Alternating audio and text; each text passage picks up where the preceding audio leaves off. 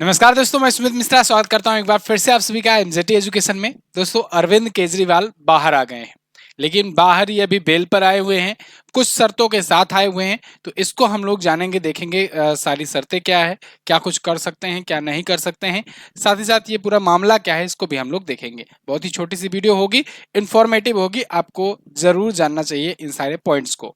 तो चलिए शुरुआत करते हैं। देखिए, आप अभी आज के टाइम पर पूरी मीडिया पर आप देखोगे, सब जगह इन्हीं की चर्चा है। अरविंद केजरीवाल जो अरेस्ट हुए थे वो रिलीज होने वाले हैं टू बी शॉर्टली, मतलब जब मैं ये वीडियो रिकॉर्ड कर रहा हूं, जब तक आप तक के पास पहुंचेगा हो सकता है तब तक वो बाहर भी आ गए हों, क्योंकि ये फैसला जो है ये दोपहर को 2 बजे के बाद आना शुरू हुआ और उसके बाद ये कहा गया कि शाम तक रिलीज कर दिया जाएगा तिहाड़ जेल से इनको, अरविंद केजरीवाल को। तो जब तक ये वीडियो आप तक पहुंचेगी मोस्ट प्रोबेबली तब तक ये बाहर आ चुके होंगे।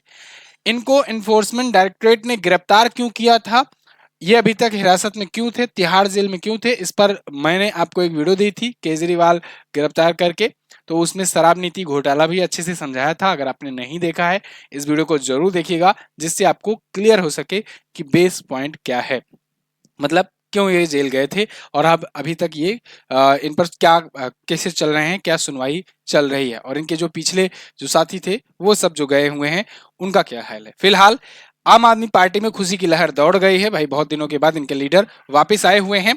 तो यहाँ पर सुनीता केजरीवाल जी दिख रही हैं, जो इनकी वाइफ हैं। अभी तक कैंपेनिंग यही कर रही थी, पूरा लीड यही कर रही थी, और अब केजरीवाल बाहर आ गए हैं। ठीक है, तो देखो, तिहाड़ जेल में ये बंद थे, वहां से ये बाहर आए हुए हैं। 10 मई को सुप्रीम कोर्ट के द्वारा इनके अंतरिम जमानत को सुनवाई हुई, मतलब उसको मंजूरी मिल गई। हालांकि ईडी नहीं चाहती थी कि इनको छोड़ा जाए, लेकिन इनके वकीलों का दलील था कि इनका चुनाव है, लोकसभा का चुनाव है, 5 साल में एक बार आता है, तो ऐसे में ये राइट बनता है कि चुनाव प्रचार का मौका दिया जाना चाहिए। तो यहाँ पर जबकि ईडी ने ये साफ साफ कहा था कि भाई देखो, कोई अगर स्पेशल यहाँ पर कोई ट्रीटमेंट आप करोगे तो ये एक प्रकार का एक एग्जाम्पल बन जाएगा और बाकी लोग भी, बहुत सारे लोग भी ऐसी डिमांड्स करने लगेंगे। लेकिन सुप्रीम कोर्ट ने फिलहाल यहाँ पर इनको अंतरिम जमानत के लिए मंजूरी दे दी है। 1 जून तक के लिए अंतिम जमानत है, यानी कि ये 1 जून तक अंतरिम जमानत पर बाहर होंगे। अच्छा, एक चीज और, यहाँ पर इनके वकीलों के द्वारा कहा गया था, मतलब दलील दी गई थी कि सर 4 जून के लिए करिए, 4 जून तक के लिए कम से कम। तो सुप्रीम कोर्ट ने कहा नहीं, 1 जून तक चुनावी प्रक्रिया समाप्त हो जाएगी, सिर्फ रिजल्ट का वेट करना रहेगा, तो उसमें कोई जरूरत है नहीं, 1 जून तक बहुत है। अच्छा, इसके बाद इनको 2 जून को हर हाल में सरेंडर करना होगा, कोई बहाना नहीं चलेगा, ये सुप्रीम कोर्ट ने सख्त हिदायत दी हुई है। तो ये दिल्ली शराब नीति के मामले में 1 अप्रैल से तिहाड़ जेल में बंद हैं। अच्छा, बहुत सारे लोग ये कंफ्यूज रहते हैं कि क्यों इनको चुनाव के दौरान ही गिरफ्तार किया गया।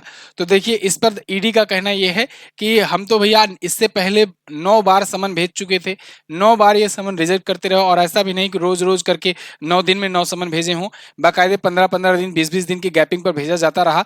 तो लगभग 6 महीनों तक ये प्रोसेस चला था, उसके बाद इनको गिरफ्तार किया गया।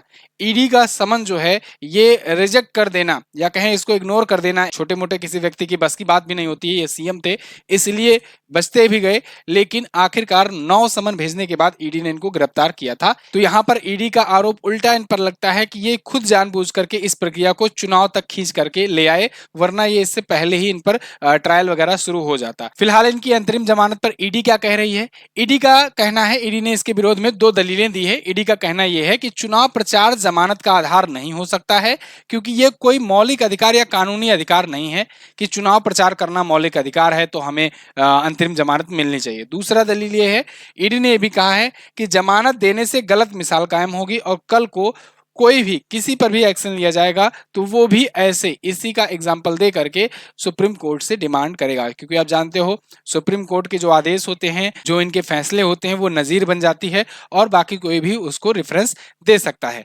तो यहाँ पर ईडी ने इसको लेकर के ये बातें कही, लेकिन सुप्रीम कोर्ट ने कहा नहीं, 22 दिन में कहीं कुछ नहीं हो जाने वाला है, इनको यहाँ पर रिहाई दी जा सकती है और 1 जून के बाद ये 2 जून को तुरंत अपने आप ये आकर के सरेंडर करेंगे और हर हाल में सरेंडर करेंगे।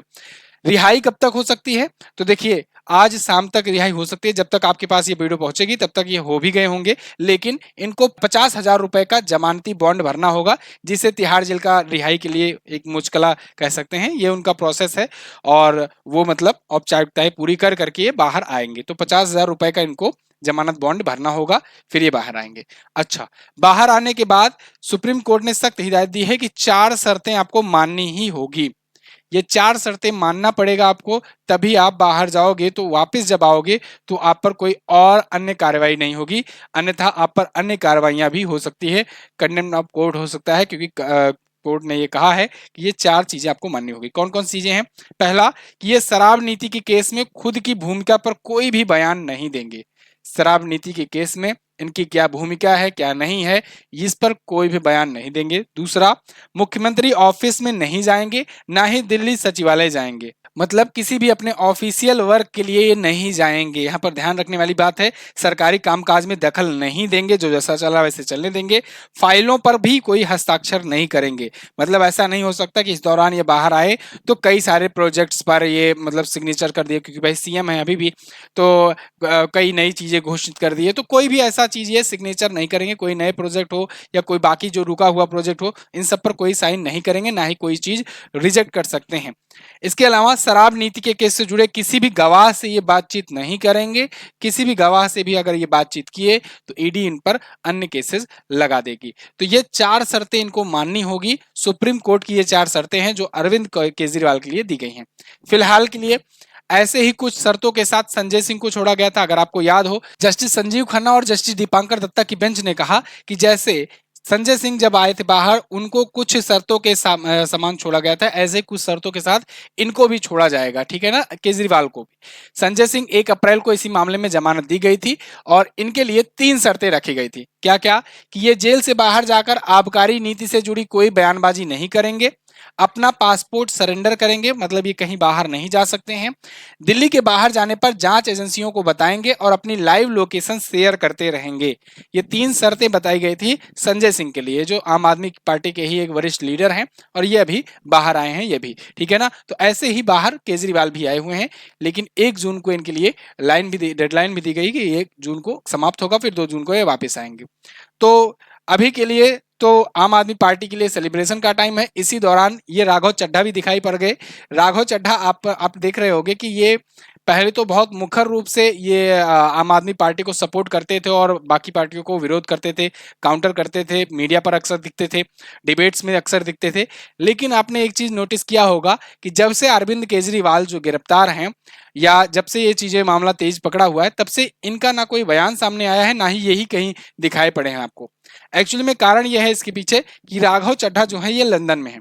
अब इनका कहना यह है, इनके अनुसार यह है कि इनकी आंख की सीरियस प्रॉब्लम पर, सीरियस इंजरी पर इनका ट्रीटमेंट वहां पर चल रहा है। अगर वो ट्रीटमेंट नहीं चलता तो इनकी रोशनी आंखें की जा सकती थी, ये इनका कहना है। तो लेकिन जैसे ही केजरीवाल बाहर आते हैं, तैसे ही इनका ट्वीट आ जाता है और वो ट्वीट फिर से भूचाल मचा देता है इनके ही खेमे में। क्या कहते हैं ये कहते हैं, हर देशवासी की आंखें खुशी से नम है। उनके भाई बेटे अरविंद केजरीवाल जेल से बाहर आने वाले हैं। आज शाम जेल के ताले टूटेंगे, केजरीवाल छूटेंगे। लोकतंत्र की रक्षा करने के लिए माननीय सुप्रीम कोर्ट का दिल की गहराइयों से आभार। इंकलाब जिंदाबाद, अरविंद केजरीवाल जिंदाबाद। अब इसको लेकर के इन्हीं के जो सपोर्टर्स हैं, मतलब जो जनता है, जो पब्लिक है, जो आम आदमी पार्टी के सपोर्टर है, वो इनको घेर ली कि भाई अब तक नहीं दिखाई पड़े, जब जमानत इनकी हो गई तब तुम्हारा ट्वीट आ गया, अब रोशनी आ गई। देखो यहाँ पर आंखें खुशी से नम है, कहीं आपकी आंखें खुशी की नम की वजह से रोशनी ही ना खो दे फिर से। तो ये सब करके इनके मजे लिए जा रहे हैं। फिलहाल इनके जो कोर सपोर्टर हैं वो ये भी कह रहे हैं कि अब जल्दी से आप भी आ जाओ, उसके बाद फिर जम करके लोकसभा चुनाव की कैंपेनिंग करते हैं, क्योंकि 25 मई को वहां पर वोटिंग होनी है।